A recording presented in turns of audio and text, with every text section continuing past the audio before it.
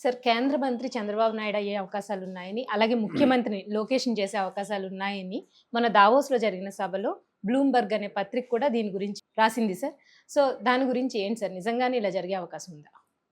లేటెస్ట్‌గా ఒక డెవలప్‌మెంట్ ఏంటంటే, దావోస్‌లో చంద్రబాబు ఉన్నాడు. హ్మ్. చంద్రబాబు, లోకేష్ వీళ్ళు ఉన్నారు గదా! ఈ టైంలో బ్లూంబెర్గ్ అనే పత్రిక చంద్రబాబుని ఇంటర్వ్యూ చేస్తూ ఒక ప్రశ్నేసింది. హ్మ్. అది ఇప్పుడు వైరల్ అవుతుంది ఆ ప్రశ్న. ఎందుకంటే ఆల్రెడీ అలాంటి చర్చే ఇప్పుడు ఆంధ్రప్రదేశ్‌లో జరుగుతోంది. ఓకే ఆ సార్. ప్రశ్న ఏందంటే, మీరు కేంద్ర మంత్రిగా వెళ్తారని హ్మ్. పుకార్లొస్తున్నాయి. లోకేష్‌ని సీఎం చేసి మీరు కేంద్ర మంత్రిగా వెళ్తారని మీరు వెళ్ళే అవకాశం ఉందా? అనేది బ్లూంబెర్గ్ పత్రిక అడిగింది. హ్మ్. సో, బ్లూంబెర్గ్ పత్రిక అడిగిందంటే అది ఇంటర్నేషనల్ మ్యాగజైన్ కాబట్టి, వాళ్ళు అడిగారంటే దీంట్లో ఏదో వాళ్ళకి ఇన్ఫర్మేషన్ ఏదైనా హ్మ్. ఉంటుందేమో అన్నట్టుగా ఇప్పుడు చెప్తున్నారు. కానీ అవును సార్. చంద్రబాబు అయితే నాకు ఇంట్రెస్ట్ ఏం లేదు. నా ఇంట్రెస్ట్ అంతా కూడా రాష్ట్ర ప్రయోజనాలకి ఓకే. కేంద్రంలోకి వెళ్ళి నేను పనిచేయాలని నేను అనుకోవట్లేదు హ్మ్. అనేది ఆయన చెప్పాడు. సో, అలాగే ఆయన మీద వారసత్వానికి సంబంధించిన ప్రశ్న గూడా వచ్చింది హ్మ్. చంద్రబాబుకి. వారసత్వాన్ని గురించి ఆయనేం జెప్పాడంటే, వారసత్వం అనేది మనం అనుకుంటే వచ్చేదు. కొన్ని ఆపర్చునిటీస్ అయితే వస్తాయి హ్మ్. వారసులకి. కానీ వాళ్ళే ప్రూవ్ జేసుకోవాలి అనేది ఆయన చెప్పాడు. హ్మ్. అంటే ఆహ్, ఒక రకంగా కర్ర ఏరకుండా పాము చావకుండా అవును మాట్లాడు. సార్. అవును. మామూలుగా ఎవరైనా అదే మాట్లాడతారు. హ్మ్.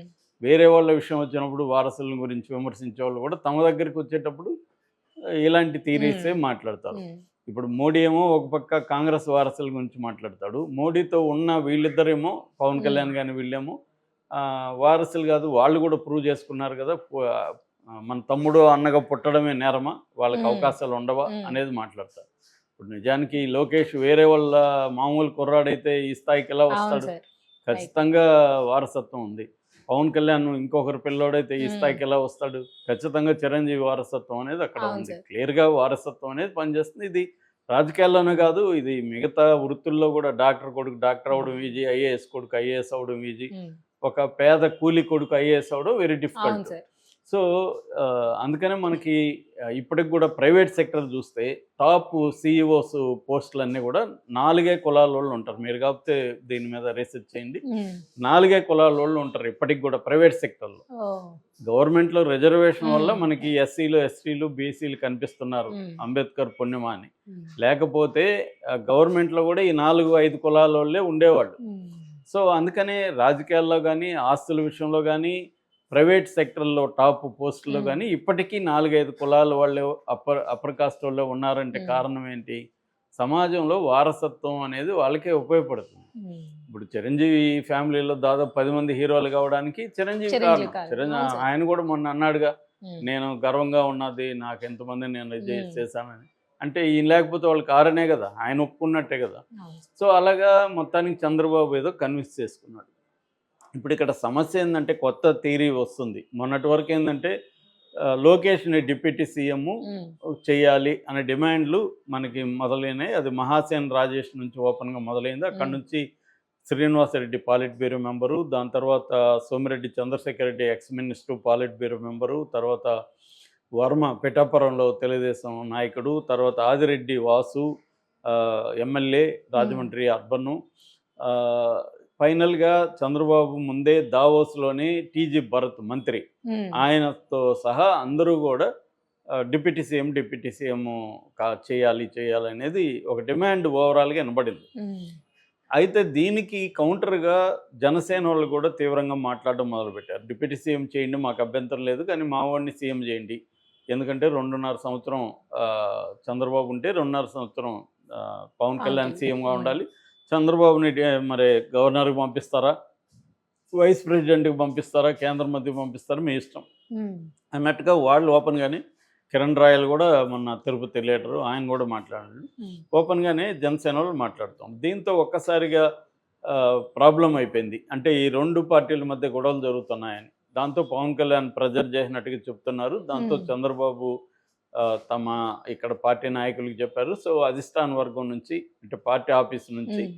అందరికీ నోటీసులెళ్ళాయి. ఇక మీరు మాట్లాడొద్దండి అఫీషియల్‌గా దీని విషయం మీద అని. హ్మ్. అట్లాగే ఇటు పవన్ కళ్యాణ్ గూడా చెప్పడంతో జనసేన నుంచి కూడా అఫీషియల్‌గా అందరికి నోటీస్ ఈ హ్మ్. విషయం మీద డిస్కస్ చేద్దాం. అంటే అసలు ఇది ఎందుకు వచ్చింది అవును అంటే సార్. వచ్చిందంటే దీని వెనక ఏదో ప్లాన్ ఉంటే ఊరికే రాదు కదా. ఉమ్, మామూలుగా రాజకీయాలు ఏంటంటే ఫెయిలర్స్ అంటారు, కొన్ని ఉమ్, ఫెయిలర్స్ పంపిస్తారు జనంలోకి. ఉమ్. అంటే ఒక ట్రైల్ వేస్తారు, సీఎం డిప్యూటీ సీఎంగా ఆ, లోకేష్ అంటే రెస్పాన్స్ ఎలా ఉంది ఓకే సార్. అనేది చూస్తారు. అలాగే ఏమన్నా చంద్రబాబు దీన్ని ప్లాన్ చేసి చేస్తాడా? ఎందుకంటే గత కొంతకాలంగా 8 నెలలు అవుతుంది, దాదాపు 8 నెలలుగా పవన్ కళ్యాణ్ ఏం చేస్తున్నాడంటే ఈ ప్రభుత్వాన్ని ఇరుకును పెట్టే విధంగా చంద్రబాబుకి లోకేష్కి తలనొప్పి కలిగించే విధంగా పవన్ కళ్యాణ్ బిహేవ్ చేయడం మొదలుపెట్టాడు. అంటే పవన్ కళ్యాణ్ ఉద్దేశం వీళ్ళకి తలనొప్పులు క్రియేట్ చేయాలని కాదు. పవన్ కళ్యాణ్ ఉద్దేశం ఒక దెబ్బకి రెండు పెట్టల్లాగా, ఒకటేమో జగన్ ప్రతిపక్ష నాయకుడు కాకుండా తానే ప్రతిపక్షంగా బిహేవ్ చేయడం. అది యాక్చువల్గా గెలిచినప్పుడే పవన్ కళ్యాణ్ చెప్పాడు. ఎందుకంటే జగన్ని ప్రతిపక్ష నాయకుడిగా స్పేస్ ఇస్తే జగన్కి మళ్ళీ బలం పెరిగే అవకాశం ఉంది. పవన్ కళ్యాణ్కి అది ఇష్టం లేదు. జగన్ పెరిగితే తను ఇబ్బంది. అందుకని జగన్ ప్లేస్లో తను ఉండాలి. అంటే తన బలం, ఓన్ బలం పెంచుకోవాలనేది పవన్కు ఉన్న లక్ష్యం. పవన్ లక్ష్యం ఏంటి? తను సీఎం కావాలని. అంతేగాని చంద్రబాబు కొడుకు, చంద్రబాబు మనవాళ్ళని సీఎం చేయాలని పవన్కి ఎందుకు ఉంటుంది? చంద్రబాబుని సీఎం వరకు ఒప్పుకుంటాడు పవన్. అది కూడా ఎప్పుడు తనకు అవసరం కాబట్టి. యాక్చువల్గా ఎన్నికల ముందే 50% కూడా, అంటే 2.5 సంవత్సరం పవన్, 2.5 సంవత్సరం చంద్రబాబు అనేది కూడా వచ్చింది. అప్పుడు కూడా పవన్ ఏం చెప్పాడు? మనం అలా డిమాండ్ చేయాలంటే మనకు 30 సీట్లు రావాలి కదా అన్నాడు. అంటే ఆయనకు కూడా ఉద్దేశం ఉంది. ఎట్లా కుమారస్వామి ఎగ్జాంపుల్ ఉంది. కుమారస్వామి 30 సీట్లు వస్తే అతను 2.5 సంవత్సరం సీఎం కాగలిగాడు. కొన్ని ప్రత్యేక కండిషన్లు మైనారిటీ సీట్లు ఉన్న పార్టీ కూడా సీఎం పోస్ట్ తెచ్చుకునే అవకాశాలు ఉంటాయి. సో అది జరగలేదు. ఎందుకంటే ఆయనకి ఇచ్చింది 21 సీట్లు. అది కూడా ఆయన మీద ఆధారపడి వాళ్ళ తెలుగుదేశం ప్రభుత్వం లేదు. తెలుగుదేశానికి సొంతంగానే 134 సీట్లు ఉన్నాయి. కాబట్టి ఇప్పుడు పవన్ కళ్యాణ్ వద్దనుకున్నా ఈ గవర్నమెంట్ ఏమీ కూలిపోదు, హాయిగా ఉంటుంది. కాకపోతే చంద్రబాబుకున్న ప్లాన్ ఏంటంటే నెక్స్ట్ మళ్ళీ 2029లో ఎలక్షన్లకు వెళ్ళాలంటే జగన్ స్ట్రాంగ్ అనేది ఇప్పటికి కూడా అభిప్రాయం. జగన్ వీక్ అయిపోయినాడు అనుకుంటే చంద్రబాబు పవన్ కళ్యాణ్ క్యారీ చేయాల్సిన అవసరం లేదు. తన సొంత బలం మీదే జగన్ని, పవన్ కళ్యాణ్ ఇద్దరిని ఎదుర్కొని మనం వెళ్ళొచ్చు అనేది ఆ కాన్ఫిడెన్స్ ఉంటే పవన్ కళ్యాణ్ని ఇంత భయపడుతూ పవన్ కళ్యాణ్కి బిహేవ్ చేయాల్సిన అవసరం లేదు.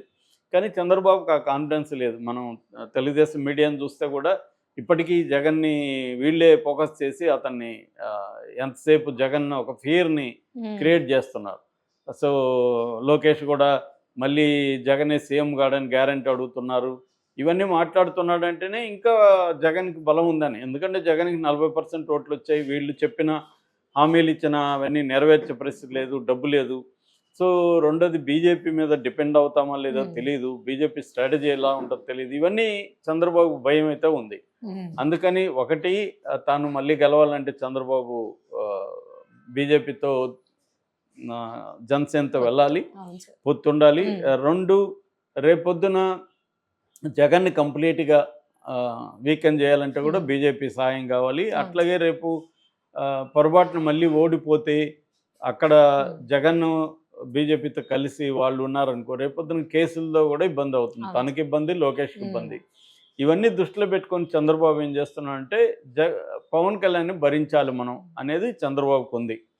ఆయనకి అంటే తెలుసు పవన్ కళ్యాణ్ ఇవన్నీ చేస్తున్నాడు, అయినా కూడా మనం భరించాలి. కానీ లోకేష్కి ప్రాబ్లం ఏంటి? ఇప్పుడు ఉన్న ప్రభుత్వంలో నేను చాలాసార్లు చెప్పాను, చంద్రబాబు ఏమో పాలసీ డెసిషన్స్, అభివృద్ధి వీటికి సంబంధించి చంద్రబాబు చూసుకుంటే, governance, day to day affairs, ఎవరెవరిని ఎక్కడ నియమించాలి ఇవన్నీ లోకేష్ చూసుకుంటున్నాడు. సో అంటే ఒక రకంగా పవర్ అనేది లోకేష్ దగ్గర ఎక్కువగా కేంద్రీకృతమైంది. పవన్ కళ్యాణ్కి ఇమేజ్ ఉంది కానీ పవర్ లేదు. పవన్ కళ్యాణ్ ఒక డీజీపీ నియమించే పరిస్థితి పవన్ కళ్యాణ్కి లేదు, ఒక టీడీ చైర్మన్ పవన్ కళ్యాణ్కి లేదు, ఇవేవి లేవు. తనకిచ్చిన కోటాలో జనసేనలో ఎవరెవరు ఉండాలో నియమించుకోవచ్చు, అంతే అతను. అంతకంటే గవర్నెన్స్లో, డే టు డే గవర్నెన్స్లో పవన్ కళ్యాణ్కి పట్టు లేదు. అందుకని పవన్ కళ్యాణ్ ఏం చేస్తున్నాడంటే ఈ ప్రభుత్వంలో ఏమైనా లోపాలు జరిగినప్పుడు తాను ముందొచ్చేసి తాను ఏదో ప్రతిపక్షంలాగా